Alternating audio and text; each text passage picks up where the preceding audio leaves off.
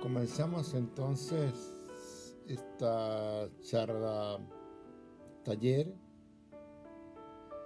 sobre el Espíritu Santo.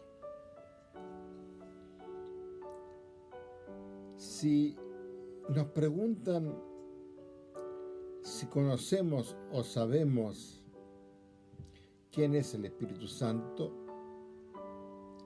diremos que sí lo conocemos porque es la tercera persona de la Trinidad, el Espíritu del Padre y del Hijo, es Señor y vivifica, es igual en todo al Padre y al Hijo. No obstante, muchas veces nos preguntamos cuál es la razón de que es el Espíritu Santo. Es menos conocido que el Padre y que el Hijo. No obstante, a través de los Evangelios y otras lecturas del Nuevo Testamento, se habla mucho de él. Jesús mismo nos habla del Espíritu Santo y nos ofrece el Espíritu Santo. Como dice la lectura de Juan 20:22, y sopló sobre ellos y le dijo: reciban el Espíritu Santo. Bien es cierto que el Espíritu Santo parece más misterioso, como si no fuera fácil identificarlo. Y podríamos preguntarnos, ¿y a qué se debe esto? Hay quien sostiene que es porque no hay un rostro reconocible, es decir, no nos imaginamos un rostro que lo identifique. Creo que esto es cierto, hay una verdad en esto. Sin embargo, también es cierto que nadie ha visto en esta vida el rostro de Dios, y eso es un misterio muy grande. Pero eso a nosotros no nos trae dificultad. El Espíritu Santo es el que hace hablar, habló por los profetas. El que hace escribir, escuchar y dar gracias. El que nos llena de gozo, el que nos da fuerza, luz. Como dice la secuencia, es el consolador lleno de bondad, dulce huésped del alma y suave alivio de los hombres. En el Nuevo Testamento hay un misterioso lenguaje de amor que es expresión de amor del Padre por todos sus hijos. Yo los invito a repasar un momento estas palabras de amor que están en el Nuevo Testamento, por ejemplo. En el Evangelio de Juan, es el que bautiza con el Espíritu Santo, Juan 1:33. Dicho esto, sopló sobre ellos y le dijo: reciban el Espíritu Santo, Juan 20:22. Pero el Paráclito, el Espíritu Santo que el Padre enviará en mi nombre, os lo enseñará todo, Juan 14:26. También el Evangelio de San Lucas. Lucas habla mucho o escribe mucho sobre el Espíritu Santo en el Evangelio de Lucas y luego en los Hechos de los Apóstoles. En Lucas: estará lleno de Espíritu Santo ya desde el seno de tu madre, Lucas 1:15. El Espíritu Santo vendrá sobre ti, Lucas 1:35. Y sucedió que cuando oyó Isabel el saludo de María, saltó de gozo al niño en su seno, e Isabel quedó llena del Espíritu Santo, Lucas 1:41. Zacarías, su padre, quedó lleno del Espíritu Santo, Lucas 1:67.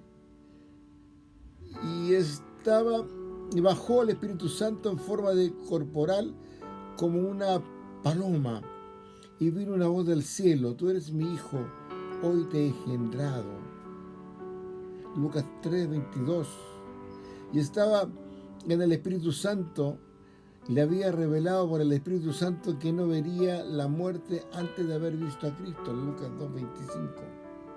Os bautizará en el Espíritu Santo, Lucas 3:16. Jesús, lleno de Espíritu Santo, se volvió del Jordán y era conducido por el Espíritu Santo en el desierto. Lucas 4:1. En aquel momento se llenó de gozo en el Espíritu Santo y dijo: yo te bendigo, Padre, Señor de los cielos y la tierra, porque has ocultado estas cosas a sabios e inteligentes y las has revelado a los pequeños. Lucas 10:21. Cuanto más el Padre del cielo dará el Espíritu Santo a los que se lo piden. Lucas 11:13. Se le perdonará, pero el que blasfeme contra el Espíritu Santo no se le perdonará. Lucas 12:10.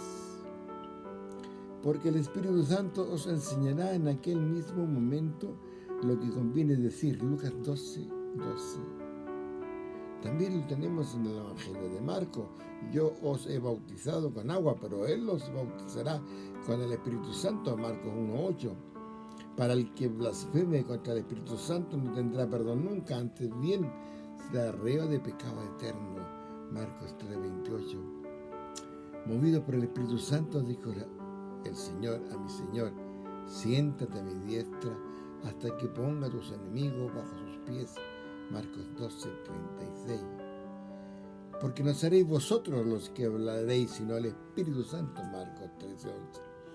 También Mateo, leo aquí un poco: os bautizarán el Espíritu Santo y fuego. Mateo 3:11.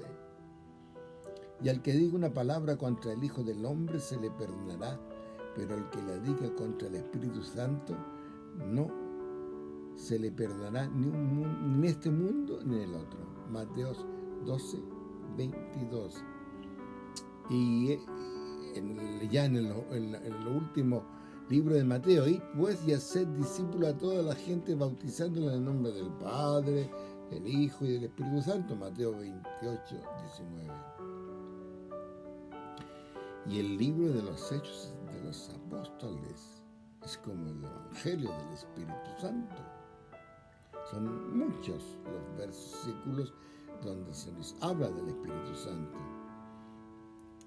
Ha escrito Lucas ahí hasta el día en que, después de haber dado instrucciones por medio del Espíritu Santo a los apóstoles, había elegido, se fue llevado al cielo. Y más adelante agrega: vosotros seréis bautizados del Espíritu Santo dentro de pocos días. Y sigue: a vosotros os toca conocer el tiempo y el momento que ha fijado el Padre. A vosotros no os toca conocer el tiempo y el momento que ha fijado el Padre con su autoridad, sino que recibiréis la fuerza del Espíritu Santo, que vendrá sobre vosotros, y seréis mis testigos en Jerusalén, en Judea, en Samaria, hasta los confines de la tierra. Hechos 1:2-8. Sigo leyendo, son muchos. Todos ellos perseveraban en la oración con el mismo espíritu, en compañía de algunas mujeres, de María, madre de Jesús, y sus hermanos. Hechos 1:14. Hermanos, era preciso que se cumpliera la Escritura, la que el Espíritu Santo por boca de David había hablado acerca de Judas, el que fue guía de los que prendieron a Jesús. Hechos 1:16. Al llegar el día de Pentecostés, estaban todos reunidos en el mismo lugar. Quedaron todos llenos del Espíritu Santo y se pusieron a hablar en otras lenguas, según el Espíritu le concedía expresarse. Hechos 2:14. Y es exaltado por la diestra de Dios, ha recibido del Padre el Espíritu Santo prometido y ha derramado lo que vosotros veis y oís. Hechos 2:33. Pedro le contestó: convertíos, que cada uno de vosotros se haga bautizar en el nombre de Jesucristo para la remisión de vuestros pecados, y recibiréis el don del Espíritu Santo. Hechos 2:38. Entonces Pedro, lleno del Espíritu Santo, les dijo. Hechos 4:8. Tú que has dicho por el Espíritu Santo. Hechos 4:25. Y todos quedaron llenos del Espíritu Santo y predicaban la palabra de Dios con valentía. Hechos 4:31. Ananías, ¿cómo es que Satanás llenó tu corazón para mentir al Espíritu Santo y quedarte con parte del precio del campo? Hechos 5:3. Nosotros somos testigos de estas cosas y también el Espíritu Santo que ha dado Dios a los que les obedecen. Hechos 5:32. Y escogieron a Esteban, hombre lleno de fe y del Espíritu Santo. Hechos 6:5. Si son muchos los versos. Duro de cerviz, incircunciso de corazón y de oído, vosotros siempre resistís al Espíritu Santo. Hechos 7:51. Pero él, lleno del Espíritu Santo, miró fijamente al cielo y vio la gloria de Dios y a Jesús que estaba en pie a la diestra de Dios. Hechos 7:55. Estos bajaron y oraron por ellos para recibir el Espíritu Santo. Y más adelante dice, entonces le ponían las manos y recibieron el Espíritu Santo. Al ver Simón que mediante la imposición de las manos de los apóstoles se daba el Espíritu, le ofreció dinero diciendo, dame a mí también ese poder para que reciba el Espíritu Santo. Aquel quien yo imponga las manos. Hechos 8:15-19. Y estaban llenas de consolación del Espíritu Santo. Hechos 9:31.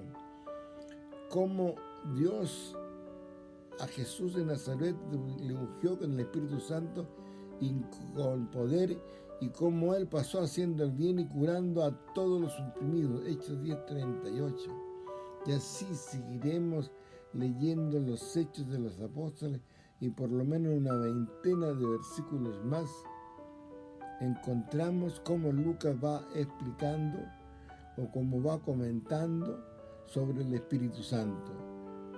Ellos pues enviados por el Espíritu Santo, Hechos 13:14, ¿recibiste el Espíritu Santo cuando abrazasteis la fe? Ellos contestaron sí, pero nosotros no hemos oído decir siquiera que existía el Espíritu Santo. Hay una pregunta en Hechos 19:2. Y podemos seguir y esto dice el Espíritu Santo, Hechos 21:11. Y también San Pablo. ¿No sabéis que vuestro cuerpo es santuario del Espíritu Santo, que está en vosotros y habéis recibido de Dios y que no os pertenecéis? 1 Corintios 6:19. Por eso os hago saber que nadie hablado con el Espíritu de Dios puede decir anatema es Jesús, y nadie puede decir Jesús es el Señor, sino con el Espíritu Santo. 1 Corintios 12:12. Así también vamos a encontrar muchos versículos. Así pues, el que esto desprecia, no desprecia a un hombre, sino a Dios, que os hace un don del Espíritu Santo. Podemos buscar mucho en el Antiguo Testamento. Fuiste sellado con el Espíritu Santo. Efesios 1:13. La carta de los Hebreos también nos recuerda, testificado también Dios con señales y prodigios, con toda suerte de milagros y dones del Espíritu Santo. Hebreos 2:4. Por eso, como dice el Espíritu Santo, si oís su voz, no endurezcáis vuestros corazones. Hebreos 3:7-8. Y fueron partícipes del Espíritu Santo. Hebreos 10:15. Lo encontramos en la carta de Judas, de la epístola de San Judas. Pero vosotros, queridos, edificándonos sobre vuestra santísima fe, obrando siempre al Espíritu Santo. Judas 1:20. En la carta de Pedro le fue revelado que no administraban en beneficio propio, sino que en favor vuestro mensaje que ahora os anunciáis, quienes os predican el Evangelio, en el Espíritu Santo enviado desde el cielo. También dice, es en 1 Pedro 1:12 y en 2 Pedro 1:21, porque nunca profecía alguna ha venido por voluntad humana, sino que hombres movidos por el Espíritu Santo han hablado de la parte de Dios. Así podemos encontrar una cincuentena de alusiones al Espíritu Santo en el Nuevo Testamento. En el Evangelio de Juan, de Marcos, Lucas, Mateo, muchísimos los hechos de los apóstoles, San Pablo, San Judas, Pedro, los hebreos. ¿Y quién es el Espíritu Santo? Esa es una pregunta que nos gustaría resolver. Al principio ya había dicho que naturalmente que sabemos quién es el Espíritu Santo, que es la tercera persona de la Trinidad, el Espíritu del Padre, del Hijo, el Señor, y vivifica al igual igual en todo al Padre y al Hijo. Estas afirmaciones clásicas, nunca cuestionadas por cristianos como nosotros, pueden parecer lo más natural y que estuvieron claras y evidentes desde el primer momento. Procede del Padre y del Hijo. Téngase presente que en el Oriente ortodoxo hay algo un poco distinto. Dice solo del Padre. Bueno, eso es solo para si se quiere tener presente. Con el Padre y el Hijo reciben una misma adoración y gloria. Ahora bien, es inevitable hacerse alguna pregunta: ¿cómo se ha llegado a semejantes afirmaciones? No son en absoluto originales. Además, quiérase o no, se pregunta uno por qué razón el Espíritu es como menos conocido que el Padre y que el Hijo. No cabe duda de que Jesús habló de él, pero mucho menos que de su Padre, sobre todo en San Juan. Hay una cierta desproporción. Sucede todo como si el Espíritu fuera más misterioso, como si resultara más difícil identificarle, aislarle por sí mismo y dominarle. ¿Y cómo se ha llegado a las precisiones del credo, de la teología, del catecismo? Por supuesto, el punto de partida obligado es el Nuevo Testamento, por eso quise leer una serie de versículos que no alcancé a leer, leí la mitad. Hemos revisado una buena cantidad de versículos, que es también el fruto madurado en la iglesia de una vida y de una experiencia que poco a poco ha ido cuajando en el lenguaje. Digamos, por lo tanto, que si la identidad del Espíritu y su divinidad no se encontraran ya en el Nuevo Testamento, por lo menos en estado nativo, o sea, no elaborado, no tendríamos ninguna posibilidad de descubrirlo después. Por otra parte, está claro que la reflexión de los concilios y de los teólogos no partió de cero, de una pura experiencia. Quiero decir, aunque las afirmaciones del Nuevo Testamento son del orden de la vida, de la acción, de la exhortación pastoral, con Pablo, por ejemplo, de la misión y crecimiento de la iglesia, como comenta Lucas, especialmente los Hechos de los Apóstoles, más que estilo de tratado teológico. Sin embargo, tienen un valor de fundamento ineludible, de semilla, que encierra en gérmenes los ulteriores desarrollos. Las afirmaciones del Nuevo Testamento tienen también valor de fuentes a las que será preciso volver para beber en ellas. No nos olvidemos el espíritu de agua viva, pues en definitiva la vida no se encuentra en las definiciones ni en los tratados. Y no obstante, la inteligencia cristiana procura comprender e intenta aproximarse al misterio del Espíritu, poco a poco, de las afirmaciones del Nuevo Testamento en que se trata del Espíritu Santo. Muchas más, todas estas y muchas más de las que acabamos de presentar.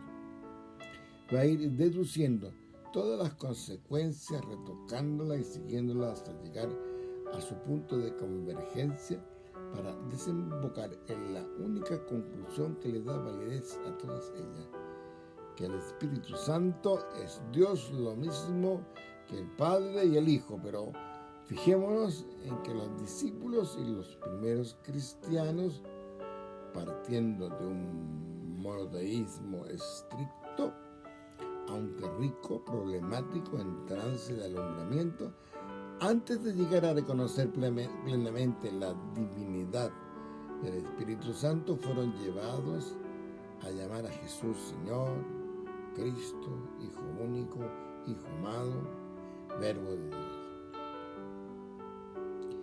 Este progresivo descubrimiento de cada una de las personas de la Trinidad trae a la memoria, estoy recordando un texto muy conocido de San Gregorio Nacianceno,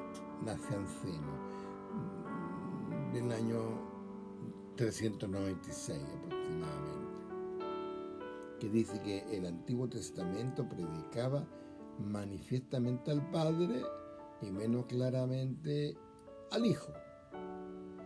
El Nuevo ha manifestado al Hijo e insinuado la divinidad del Espíritu. Ahora, el Espíritu habita en nosotros y se manifiesta con mayor claridad, pues aún no se confesaba la divinidad del Padre, era imprudente predicar abiertamente al Hijo, y con anterioridad al reconocimiento de la divinidad del Hijo era imprudente. Estoy hablando en temas, a lo mejor con mucha audacia.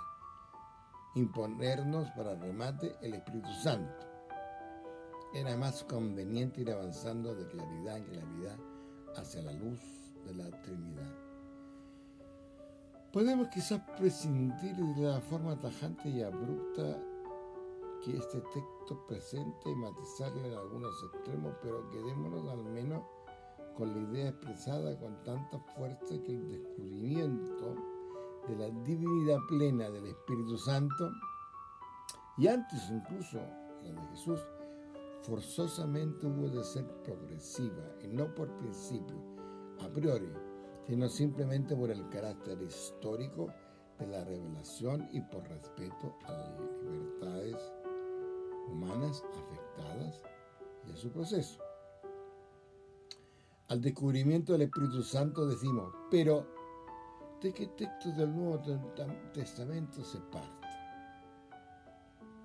Considero muy sorprendente la costumbre de San Pablo, en numerosos pasajes de sus epístolas, de nombrar juntos, puede decirse que sin ningún precedente, al Padre o simplemente Dios, o el Padre de nuestro Señor Jesucristo, al Hijo o al Señor, o el Señor Jesucristo y al Espíritu Santo. Costumbre de no nombrarlo en cualquier orden, pero asociado siempre en la obra de nuestra salvación y en lo que constituye nuestra vocación cristiana. Dos o tres ejemplos nada más. Un solo cuerpo y un solo espíritu. Un solo Señor, una sola fe. Un Dios y Padre de todo. Efesios 4:3. Sigo con Pablo. Hay diversidad de carisma, pero el Espíritu es el mismo. Diversidad de operaciones, pero es el mismo Dios que obra en todo. 1 Corintios 12:4-6. O el saludo. La gracia de nuestro Señor Jesucristo, el amor de Dios y la comunión del Espíritu Santo esté siempre con todos vosotros. De 2 Corintios 13. También aparece en Gálatas, en los Romanos, en Efesios. A la vista está que no son textos teóricos, sino que en cierto modo un atestado fundado en la experiencia. Tal es la vida cristiana vivida bajo el signo conjunto del Padre, del Señor Jesús y del Espíritu de nuestro Dios. La teología ulterior, los concilios nos harán otra cosa que extraer las conclusiones de todo ello y vaciarlas en fórmula más rigurosa, como les gusta a algunos. Pero siempre tendrá interés la vuelta a esta fuente primitiva y a esa sencillez, las experiencias originales, cuando nos parezca que dicha fórmula están secas como flores del barrio. Con todo, Es necesario mencionar otro texto sin duda aislado, pero de gran fuerza, para cimentar las afirmaciones de la divinidad del Espíritu Santo. Se trata de Mateo 28, 19, que lo había leído hace un ratito. Y pues ya ser discípulo a toda la gente, bautizándola en nombre del Padre, del Hijo y del Espíritu Santo. Los términos de esta fórmula se deban al Señor resucitado, o sea, más tardío, como se estima en algunos, o así lo dicen algunos exegetas. Testifican una fe muy antigua, la de la iglesia de Mateo hacia el año 70, puesto que con anterioridad se bautizaba solamente en el nombre del Señor Jesús. Pues bien, en la mencionada fórmula de San Mateo se nombra al Espíritu Santo en términos de perfecta igualdad con el Padre y el Hijo. No cabe desear una fórmula trinitaria ni más clara ni más breve, sobre todo estando unida como está al acto esencial que marca la conversión, el bautismo. Para resumir de todo este sólido substrato del Nuevo Testamento, arrancarán los primeros grandes teólogos, los padres de la Iglesia, Irineo, Atanasio y Basilio, por ejemplo, las reflexiones de estos últimos acerca de la divinidad del Espíritu Santo. Todo esto hacia los años 360, 370 después de Cristo. Y están, por otra parte, en el origen de las últimas afirmaciones dogmáticas sobre el Espíritu Santo, por ejemplo, del Concilio de Constantinopla en el año 381. Y lo que nosotros creemos que a este respecto no ha experimentado variación desde entonces. Esto no concluye, sin embargo, nuestras preguntas, particularmente esta que les voy a dejar. ¿Por qué se conoce tan mal al Espíritu Santo? ¿A qué se debe en el fondo que sea tan difícil conocer al Espíritu Santo? Tiene que haber unas razones objetivas para esta dificultad. Pienso que la razón principal es que el Espíritu da la impresión de carecer de rostro, ya lo había dicho, de no ser una persona a la que se ve enfrente. En efecto, hay un frente a frente, uno frente a otro, como el caso del Padre e Hijo, pero no lo hay en el Padre y Espíritu, o el Hijo y el Espíritu. Nunca ora a Jesús dirigiéndose al Espíritu como tú, más bien parece que su oración se produce bajo la moción del Espíritu Santo. Testimonio de esto es el texto de Lucas 10:21. Lo leí hace poquito rato. Se llenó de gozo Jesús en el Espíritu Santo y dijo: yo te bendigo, Padre. Por lo que a nosotros se refiere, sucederá lo mismo. El Espíritu es el que ante todo ora en nosotros, es fuente de nuestra verdadera oración. Eso es lo primero que pedimos al Padre y a Jesús para poder orar, más bien que aquel a quien directamente oramos, aunque se puede hacer. Hay grandes teólogos, he leído Boller, luego Ur von Balthasar, que nos dice que el Espíritu es revelante, no revelado. Entiéndase por tal, no al que habla para revelarse a sí mismo, sino que hace hablar. Hablo por los profetas. El que hace escribir, escuchar y dar gracia. Y no por eso su papel es menos importante que el del Padre y el del Hijo. Y no por eso se puede poner entre paréntesis al Espíritu sin que de ellos se siga haciendo un daño, siendo menos explícitamente conocido o reconocido. Sin embargo, la experiencia de que de él se tiene es previa y fundamental. Ya lo decíamos al principio, su acción íntima, discreta, nos permite reconocer, nombrar y orar al Padre y nos da el confesar que Jesús es el Señor. También puede intentarse la aproximación por medio de imágenes o símbolos para intentar mostrar este misterio del Espíritu. Es como normal. El Espíritu es luz en que vivimos inmersos. Alcanzamos nuestro pleno desarrollo y descubrimos al Padre, un poco en el sentido de un salmo. El Salmo 36:10. En tu luz vemos la luz. Es la mirada misma con que divisamos al Padre y al Hijo y vislumbramos el misterio de Dios. Ya había mencionado al teólogo Urfón Baltasar, y él también nos enseña: no quiere ser visto, sino ser en nosotros el ojo que ve.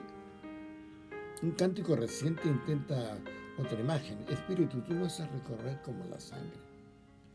En el verdadero sentido del versículo, que no es tan conocido,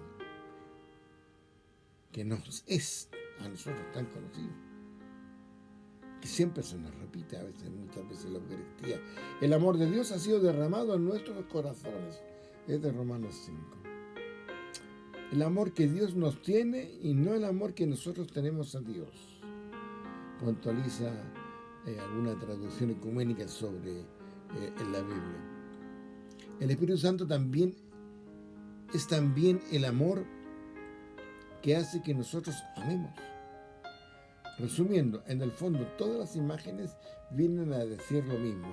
No se conoce al Espíritu, tan solo se adivina, así como de rebote, indirectamente, por lo que hace decir, orar y obrar a aquellos en quienes habita. Y es tan indispensable y a la vez tan misterioso que se debe a que representa lo más secreto del misterio de Dios. El Espíritu que todo lo sondea hasta las profundidades de Dios. Nadie conoce lo íntimo de Dios sino el Espíritu de Dios, dice San Pablo en 1 Corintios. Extraordinario texto, 1 Corintios. Tal es la dificultad con que tropezamos cuando tratamos de conocer al Espíritu Santo. Pero esta dificultad no debe detenernos, sino más bien estimularnos para avanzar en este conocimiento con respeto y audacia hasta llegar a denominar al Espíritu Santo y trazar el perfil de su identidad propia. El Nuevo Testamento nos permite decir: el Espíritu Santo es el Espíritu del Padre y del Hijo, pero pienso que para denominarle de manera justa y plena bastaría que le llamáramos el Espíritu del Hijo, el Espíritu de Jesús. ¿Por qué? Sencillamente porque tenemos la encarnación y porque Jesús es la manifestación, la revelación última y suprema de la gloria, la sabiduría y el amor del Padre. Como dice el evangelista Juan: quien me ha visto a mí, ha visto al Padre. 14:9. El Hijo es el reflejo de su gloria, del Padre, que impronta de su ser. Hebreo 1:3. Cuando la epístola de los Efesios habla del misterio, tiene presente el misterio de Cristo, y el misterio de Cristo ha sido revelado ahora por el Espíritu. Efesios 3:4-6. Por esta razón, mostrar cómo el Espíritu Santo es el Espíritu de Jesús constituye la manera correcta de denominarle. Sin el Espíritu en actividad en el secreto de los corazones, no sabríamos en realidad quién es Jesús. Pero recíprocamente, solo por Jesús salió del incógnito al Espíritu, si es lícito expresarse así, y por medio de las obras realizadas por él en Jesús y en sus discípulos pudo manifestar quién era. El Espíritu de Jesús, un espíritu por encima de toda sospecha. Amigos, me queda poco tiempo. Me estaba acordando de una homilía de un obispo perdón, no me recuerdo bien el nombre, pero decía que sin el Espíritu Santo Dios está lejos. Cristo se queda en el pasado. El Evangelio es letra muerta. La iglesia es una mera organización. La autoridad una dominación. La misión una propaganda. El culto una mera evocación. El comportamiento cristiano es un moral de esclavo, pero en él el cosmos es elevado y gime en el alumbramiento del reino. Cristo resucitado se hace presente en el Evangelio. Es capacidad de vida. La iglesia significa la comunión trinitaria, la autoridad de un servicio liberador, la misión, un Pentecostés, la liturgia memorial y anticipación y comportamiento humano queda dedicado. A esto puede añadirse también que de tal modo es el Espíritu de Jesús, que a partir de la Pascua no tiene otra cosa que hacer sino edificar el cuerpo de Cristo. El Espíritu es quien nos hace miembros del cuerpo de Cristo, dice San Pablo, 1 Corintios, también en Romanos 8. Pero ese cuerpo no es el Espíritu Santo, es el de Cristo. Y el ser y la misión de Jesús conocido gracias al Espíritu, llamar Espíritu Santo. Espíritu de Jesús es afirmar también de modo preciso. Por él descubre a Jesús de su ser, de su propia misión. Y paralelamente son incorporados a ella muchas cosas.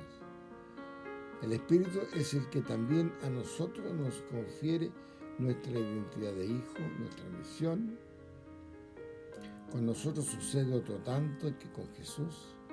Nuestra identidad de hijos, nuestra misión nos las confiere el Espíritu de Jesús, y ambas de forma inseparable.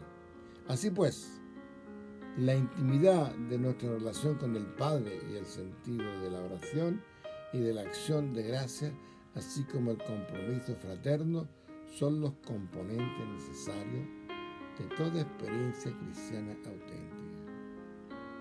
Además, viendo a Jesús animado por el Espíritu, hay que añadir que pretender hablar del Espíritu sin contenido, en cierto modo sin experiencia de vida, al menos inicial, y sin voluntad de misión, constituye una falta de honestidad.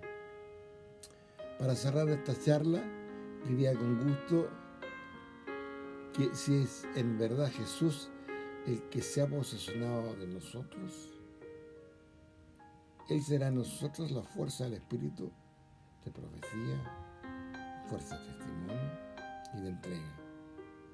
En resumen, en el cristiano habrá de encontrarse siempre juntos, en virtud del Espíritu, el Evangelio de nuestro Señor Jesucristo llevado a la práctica, la oración, la acción de gracia, la misión o el amor que se entrega.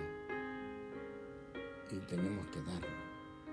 Como dice Mateo, lo habéis recibido gratis, darlo gratis también. Amigos y hermanos, una pequeña oración para terminar esta charla. Se me acabó el tiempo.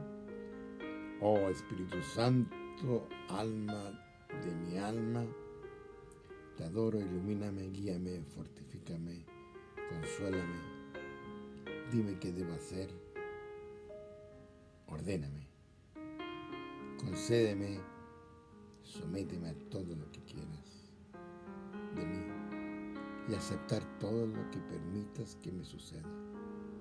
Hazme solamente conocer y cumplir tu voluntad. En el nombre del Padre, del Hijo y del Espíritu Santo. Gloria al Padre, al Hijo y al Espíritu Santo. Muchas gracias por prestarme atención.